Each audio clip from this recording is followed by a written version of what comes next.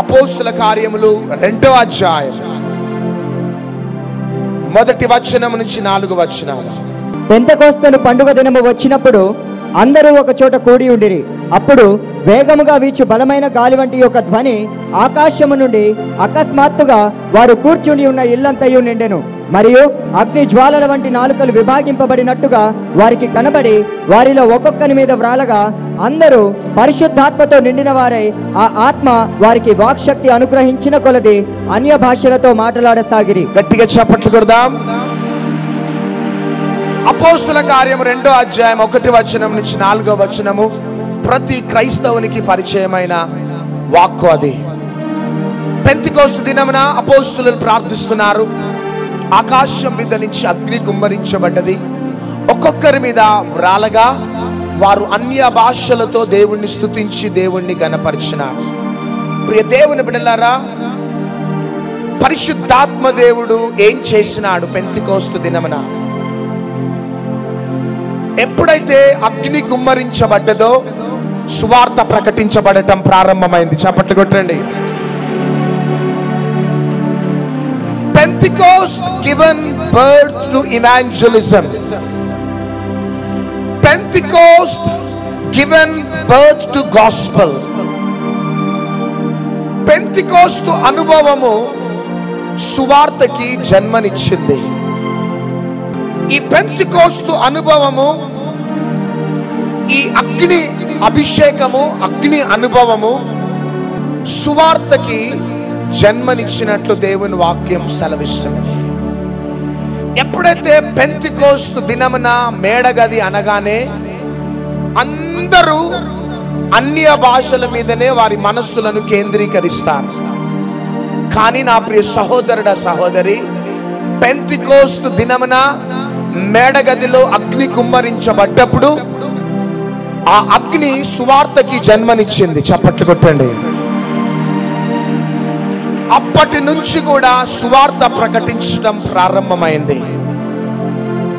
భయముతో ఆందోళనతో తలుపులు మూసుకున్న అపోస్తులు మేడగదిలో ఎప్పుడైతే ఆ ఎన్కౌంటర్ జరిగిందో, వారు ఎప్పుడైతే అభిషేకించబడ్డారో అన్య భాషలతో స్తుతించినారు. కానీ ప్రాముఖ్యమైన సంఘటన ఏంటిదంటే సువార్త ప్రకటించడం అనేది ప్రారంభమైంది. ఇక ఒక్క వర్తమానం ద్వారా 3000 మంది రక్షింపబడ్డారు. కాబట్టి నా ప్రియ సంగమా, నా ప్రియ దేవుని బిడ్డలారా, ఆ దినమున జన్మించిన ఆ సువార్త, ఆ ఇవాంజలిజం ఈ రోజు దాకా అది కొనసాగించబడుతూ ఉన్నది. పేతురు నోటి నుంచి వచ్చిన ఒకటే ఒక మాట, this Jesus, this Jesus, this Jesus. ఈ యేసు, ఈ యేసు, ఈ యేసు అనే మాట మాటి మాటికి పేతురు ప్రకటించడం, దాని ద్వారా దేవుడు అద్భుతాలు, సూచక క్రియలు, మహత్కార్యాలు చేస్తున్నాడు. హల్లెలూయా. ప్రియ సంగమా, ప్రియ దేవుని బిడ్డలారా, చాలా మంది మందిరానికి వస్తారు, ప్రార్థనలు చేసుకుంటారు, ప్రార్థనలు చేపించుకుంటారు. దురాత్మ శక్తులతో బంధింపబడ్డవారు విడుదల కలుగుతుంది, స్వస్థతలు పొందుతారు. త్రాగుడికి బానిస అయిపోయిన ప్రజలు త్రాగుడి నుంచి విడుదల కలుగుతారు. కానీ నా ప్రియ దేవుని బిడ్డలారా, మీ జీవితంలో ఎన్ని మార్పులు జరిగినా కానీ ఈ సువార్త అనే ప్రత్యక్షత మీ అంతరంగంలో స్థిరపడిపోయి ఉండాలి. ఈ సువార్త అనే ప్రత్యక్షత మాత్రమే మిమ్మల్ని పరలోకానికి చేర్చగలుగుతుంది. గట్టిగా చప్పట్లు కొట్టండి. సువార్త అనగా చదవండి, కొరింథీయులకు రాసిన మొదటి పత్రిక 15వ అధ్యాయం 3వ వచనం చదవాలి. నాకియ్యబడిన ఉపదేశమును మొదట నీకు అప్పగించి తిని అదేమనగా, అది ఏమనగా, లేఖనముల ప్రకారము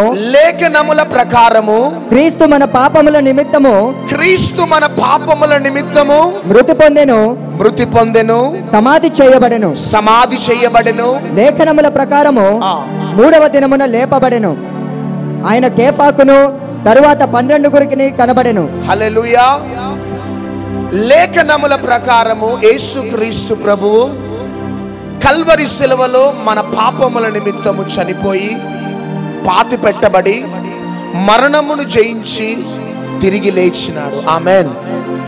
మీకు బైబిల్ గ్రంథంలో అనేక ప్రత్యక్షతలు ఉండొచ్చు.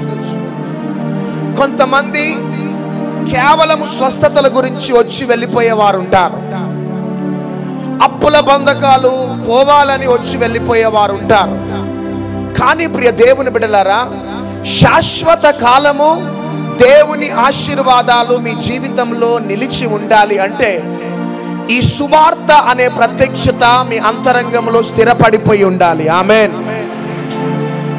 అందరూ జాగ్రత్తగా వినండి. ఆకాశాన్ని భూమిని కలుగజేసిన సృష్టికర్త అయిన దేవుడు 2000 సంవత్సరాల క్రితం యేసుక్రీస్తు రూపంలో ఈ భూమి మీద జన్మించి ఉన్నాడు. ఆమేన్. జన్మించిన యేసుక్రీస్తు ప్రభువు సర్వ మానవాళి పాపముల నిమిత్తం కల్వరి శిలువలో తన రక్తాన్ని కార్చి ప్రాణం పెట్టి చనిపోయి పాతి పెట్టబడి 3వ దినమున మరణమును జయించి లేచి పరలోకానికి వెళ్ళి మరలా రాబోతున్నాడు. హల్లెలూయా. ఇది సువార్త. ఆమేన్. సువార్తలో దేవుని శక్తి ఉన్నది. గట్టిగా చప్పట్లు కొట్టండి. దేవుని యొక్క మహిమ కలిగిన శక్తి బలముగా మీ అంతరంగంలో యాక్టివేట్ కావాలి అంటే సాతాను యొక్క క్రిములను అంతా కూడా ఆ యొక్క క్రిములని కాల్చివేయాలంటే, రోగముల యొక్క క్రిములని కాల్చివేయాలంటే, మానసికమైన ఒత్తిళ్లనే క్రిములను కాల్చివేయాలి అంటే సువార్త యొక్క ప్రత్యక్షత మీ అంతరంగంలో స్థిరపడిపోయి ఉండాలి. ఎందుకు అంటే సువార్తలో దేవుని యొక్క శక్తి ఉన్నది. ఆమేన్.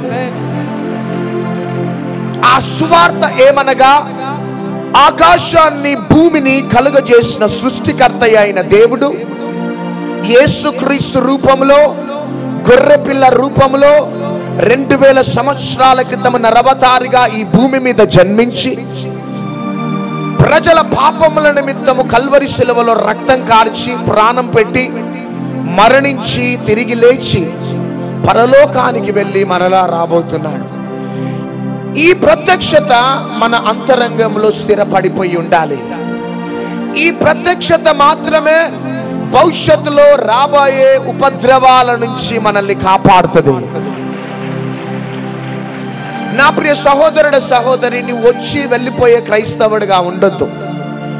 నీవు వచ్చి వెళ్ళిపోయే వ్యక్తిగాను ఉండదు. కానీ యేసుక్రీస్తు ఎవరు, యేసుక్రీస్తు నా కోసం ఏం చేసినాడు, తాను రక్తం కార్చటానికి కారణం ఏంటిది, నీ అంతరంగంలో అది స్థిరపరచబడి ఉండాలి. ఈ ప్రత్యక్షత నీ అంతరంగంలో స్థిరపడి ఉంటే ఏ దురాత్మ శక్తులు నీ దగ్గరికి రాలేవు. ఈ ప్రత్యక్షత నీ అంతరంగంలో స్థిరపడి ఉంటే పరలోక సంబంధమైన ఆ సీల్ నీ మీద పడుతుంది. చప్పట్లు కొట్టండి. రోడ్డు మీద వెళ్తూ ఉంటే గవర్నమెంట్ చెట్లు ఉంటాయి. ఆ చెట్లను మనం ఎట్లా గుర్తుపడతామంటే ఆ చెట్టుకి తోలు తీసి నంబర్ వేసేస్తారు. తోలు తీసి నంబర్ వేసిన చెట్టును గాని మనం కొడితే మన తోలు ఉడబిక్తారు. అవునా? తోలు తీసిన చెట్టుని ఎవరైనా చేయబెట్టినా పోలీస్ అరెస్ట్ చేస్తారు. అది గవర్నమెంట్ చెట్టు అని ఎట్లా గుర్తుపడతామంటే ఆ యొక్క తోలు తీసి నంబర్ వేస్తారు. అదేవిధంగా ఈ ప్రత్యక్షత నీ అంతరంగంలో కలిగి ఉండటమును బట్టి పరలోక సంబంధమైన సీల్ నీ మీద పడుతుంది. గట్టిగా చప్పట్లు కొట్టండి. ఆ ముద్ర అపవాదిని నీ దగ్గరికి రానివ్వదు. అపవాది ఆ ముద్రను చూడగానే గడగడ వణికిపోతా ఉంటాడంతే. కాబట్టి Pentecost given birth to gospel, Pentecost experience given birth to evangelism. పేతురు ఆ దినము నుంచి సువార్త ప్రకటించడం ప్రారంభించినాడు. This Jesus, this Jesus, this Jesus, ఈ యేసు అని మాటి మాటికి ఎత్తి చూపటం ప్రారంభించినాడు. అప్పటి నుంచి కూడా దేవుని యొక్క రాజ్యం బహుబలముగా కట్టబడటం ప్రారంభమైంది. హల్లెలూయా. ఈ అంత్య దినాలలో, చివరి రోజులలో ఈ లోకము యేసుక్రీస్తు ప్రభువుని చూడాలా. ఈ భూమి మీద బ్రతుకుతున్న ప్రజలు యేసుక్రీస్తు ప్రభువుని చూడాలి. గట్టిగా చప్పట్లు కొట్టండి. హల్లెలూయా. యేసుక్రీస్తు ప్రభువుని ఎరగాలి. అది పరిశుద్ధాత్మ దేవుని అంతరంగంలో ఉన్న కోరిక. ఎప్పుడైతే సువార్త ప్రకటించడం పేతురు ప్రారంభించినాడో, 2వ అధ్యాయంలో ఒక మెసేజ్ ద్వారా 3000 మంది రక్షింపబడ్డారు. 3వ అధ్యాయంలో కుంటి వ్యక్తి లేచి కూర్చున్నాడు. 4వ అధ్యాయంలో ప్రార్థన చేయగానే భూమి కంపించింది. 5వ అధ్యాయంలో సంఘములో ప్రజలు చేర్చబడ్డారు. 6వ అధ్యాయం, 7వ అధ్యాయం, 8వ అధ్యాయం, 9వ అధ్యాయంలోకి రాగానే ఒక కరుడు కట్టిన టెర్రరిస్ట్ ఎన్కౌంటర్ లో పట్టబడ్డాడు. ఆయన పేరే సౌలు. ఆమేన్. హల్లెలూయా. చూడండి, ఈ సువార్తలో ఉన్న బ్యూటీ, ఈ సువార్తలో ఉన్న అనాయింటింగ్ ఒక్కొక్క వ్యక్తిని ఆకర్షించుకున్నట్లు దేవుని యొక్క వాక్యం సెలవిస్తున్నది. కాబట్టి సార్వత్రిక సంఘమా, దేవుని యొక్క బిడ్డలారా, ఎంతకాలం ఒకే అనుభవంలో బ్రతుకుతారు బిడ్డ? ఆదివారం రాగానే తయారుపడాలి, మందిరానికి వెళ్ళాలి, పాడిన పాటలే పాడాలి, చేసిన ప్రార్థనలే చెయ్యాలి, మరలా ఇంటికి రావాలి, కూర వండుకోవాలి, తినాలి, పండుకోవాలి. ఎన్ని సంవత్సరాలు ఇట్లాంటి అనుభవంలో మనం బ్రతుకుతాం? కానీ దేవుడు ఎందుకు, why God has sent you here, ఎందుకు ఇక్కడికి దేవుడు నిన్ను నడిపించినాడు?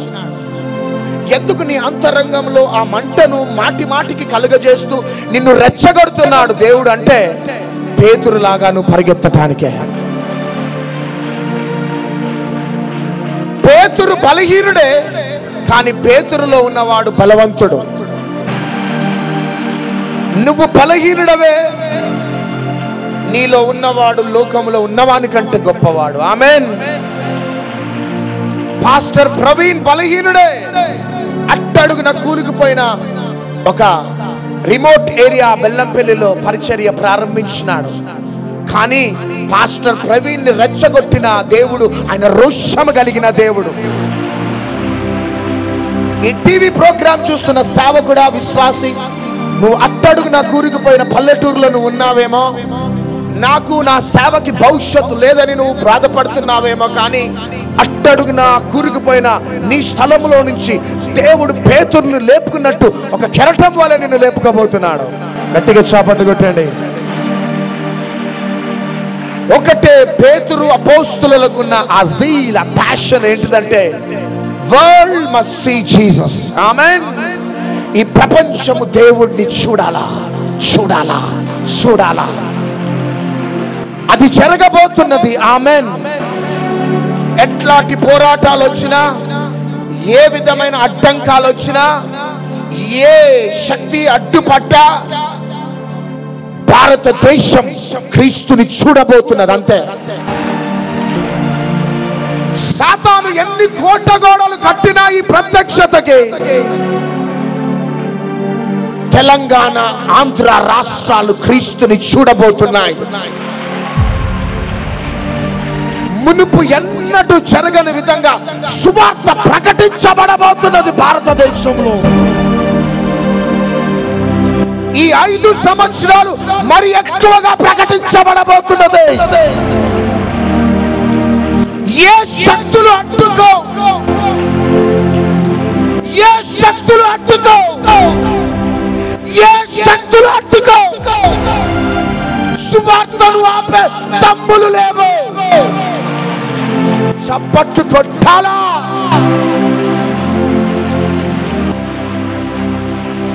బైబిల్ గ్రంథంలో సువార్తను ఎవరు ఆపలే. ఏ శక్తులు ఆపలే, ఏ అధికారం ఆపలే, ఏ జ్ఞానం ఆపలే. ఈ రోజు దాకా సువార్తను ఆపే శక్తి లేదు ఎవరికే. నేను ప్రవచిస్తున్నాను, దేవుని ఆత్మ చేత నింపబడి, చెవి గలవాడు ఆత్మ చెప్పుచున్న మాట వినును గాక.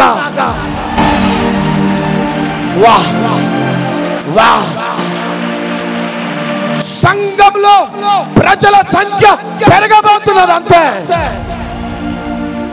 మందిరాలు కట్టబడబోతున్నాయి అంతే, సంఘాలు మహిమ నుంచి అధిక మహిమలోకి వెళ్ళబోతున్నాయి, కృప నుంచి అధిక కృపలోకి వెళ్ళబోతున్నాయి. హల్లెలూయా.